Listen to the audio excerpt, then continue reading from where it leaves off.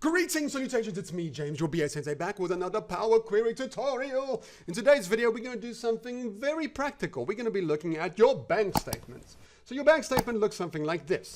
You basically have your date, you got your very vague description with a lot of details in there, and then your amount. What we want to do is we want to take these descriptions, use a lookup list, and then kind of look up the categories of the expenses there. So here you can see this one is internet hosting. Some of these might actually fall into two groups, entertainment and research, and then we comma delimit that. So this one will keep your accountants quite happy, and all the while not producing any duplicate rows. Well, enough talking, let me show you how to do it. All right, so as always, you click on your data set and then you go to data and from table arrange. This one is called, let's call this one transactions, and say home, close and load to. We just say create connection only. Cool. And then we select the second one, which is your lookup table. We say data from table arrange, bring it into Power Query, and we call this one transaction lookups. There we go. So we got the two tables in Power Query. All right, so let's look at some fundamental things. I'm going to start with this list over here. The very first function we're going to use, very simple. Let's say add table. We're going to look at text contained. So this lies at the heart of how we do our lookup. So we'd say the description. It takes this field over there. Let's say we want to look for, I'm going to look for something called Vovo, all lowercase. It's going to match with that one, but I want to kind of ignore the case. I'm going to say compare, ignore ordinal case, and say okay. So this is simply going to add a true and false at the end there. You can see true, this is matched. Okay, that's the first function we're going to use. I'm just going to delete that. The second thing I want to show that's very important is, let's say we got your transaction lookup table over there. What you can do is, let's say we add another column here. I just want to show you what concept we have here. And I'm just going to say, refer to that transaction lookups table. Cool. And that simply brings a nested table back. Cool. But now what I can do is, if I say in there, in square brackets, bring me back the keywords. Now I say, okay. What it brings back is simply that one column as a list. All right, let's say, for instance, I want to return the first value. So what you can do is, this is a list, 0, 1, 2, 3, 4, 5. So let's say I want to return value number 1, which would be peninsula. I say, okay, and that returns peninsula. This is a very important concept. You just need to remember we're going to use this count function from that other list to bring data back. Okay, and then the last thing I want to point you at is the function we're going to use is list accumulate, which is a iterator recursion function. So how this function basically works is list accumulate starts with a list. You always need to start with a list, right? So in this case, we start from 1 to 5. In our example over here, we're going to start with a list from 0 to 14. We're going to start with a numbered list, right? We have that list. We need to start somewhere. So in this case, we will start at value 1. Okay. And for this function, you basically always need to have a state and current. I'm going to show you what that means. So you always need to declare this in order to iterate. And in this case, we're just saying state multiplied by current. So what does that actually mean? So current is actually the current value. So we're going to start at 1. So current is 1, right? So now your state is kind of like 1 as well, because it is your same as your current value at the moment. So 1 multiply 1 is 1. So now on your second iteration, your current value is 2. Your state is 1 from the previous step. So 1 times 2 is 2. So now your state is 2, but your current value is 3. So 3 times 2 is 6. Your state is now 6, and your current value is 4. And now your state is 24, and your current value is 5. We're going to use this concept in list accumulate to literally iterate through this list and keep the current value. If we find a current match, let's say we find Vovo Entertainment, that's the current value, we keep it. We add it to the state, and then we go, no match, no match, no match, and we find another match, and then we add it to the state. That's what we're going to do in our function. We're going to use that one. All right, so let's say add column. So in here, let's say we are going to say, we're going to do a nested let and in. So this is basically a let statement within. I'm going to show you, it's just much easier to work with very complicated things in a nested let.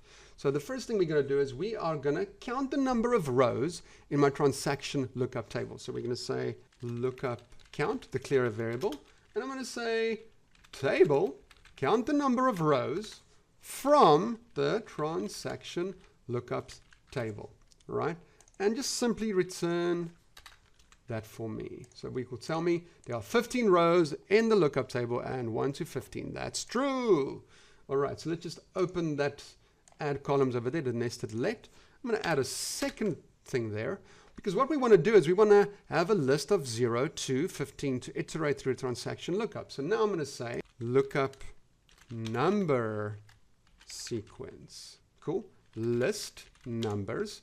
So list numbers literally creates a list of numbers from 0 to lookup count. I'm going to show you what that basically means. It's going to create a list.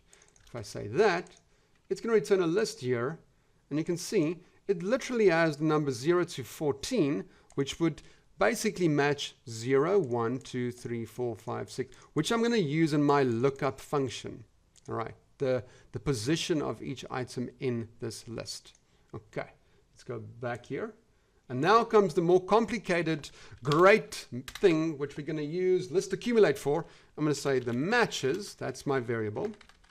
Yeah, and I'm simply going to say list accumulate.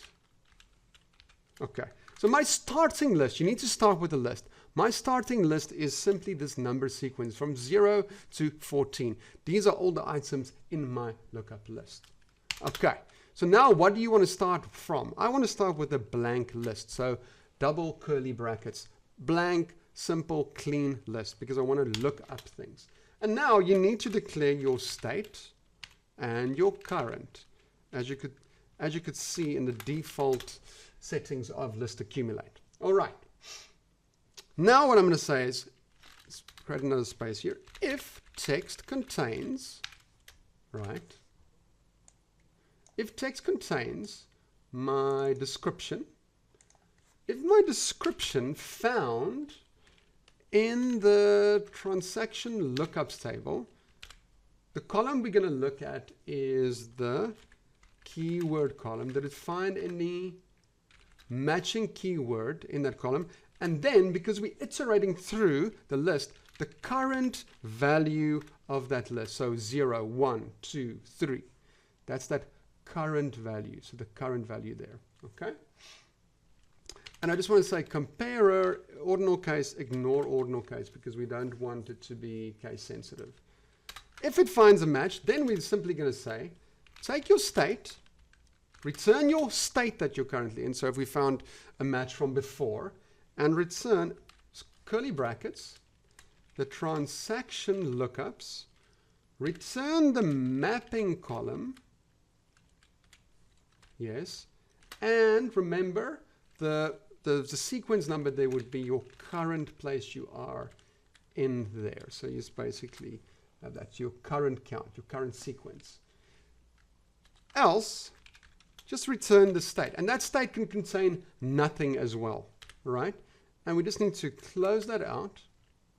And let's say return in our number sequence there, just return the matches. Cool. And here we go. So you can see Cloudways, it found internet hosting. This one, Peninsula, Camps Bay, it found entertainment and research. You can see Peninsula, entertainment, and it found research. And it comma delimited it. This one is a problem. You'll see Vovo Tello, because Vovo has entertainment and Tello has entertainment, so double entertainment. We want to get rid of that double barrel over there. So let's quickly go back into our function. Cool. I'm just going to scroll down. Let's add a little comma there. Now let's say distinct list, and I'm just going to say list distinct, and it would be for the matches.